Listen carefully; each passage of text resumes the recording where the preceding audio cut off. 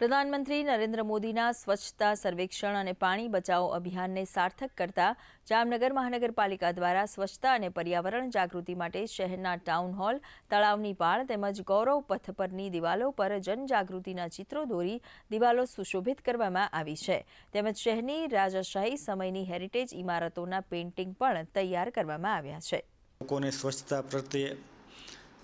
જાગૃતિ કેળવાય તે માટેની આઈસી એક્ટિવિટીના પેઇન્ટિંગ તેમજ ક્લાઇમેટ ચેન્જ અંગે પર્યાવરણ બચાવો, વૃક્ષો વાવો એ બાબતના પેઇન્ટિંગ તથા જામનગરની હેરિટેજ ઐતિહાસિક વારસો જળવાઈ રહે એ પ્રકારના જુદા જુદા સ્કલ્પચરના પેઇન્ટિંગ કરી અને આ દિવાલો લગભગ 1 મહિનાની અંદર તૈયાર કરવામાં આવશે. જે કંઈ વિઝ્યુઅલ કન્સેપ્ટ કે ચિત્રીકરણ દ્વારા લોકોને આપણા શહેર વિશે માહિતી અને ખાસ કરીને આપણું શહેર સ્વચ્છ બને, સુઘડ બને અને હાઇજેનિક બને, હેલ્ધી બને લોકો, એના માટે થઈને જે કંઈ આ કાર્ય થઈ રહ્યું છે એ ખૂબ પ્રશંસનીય કાર્ય છે.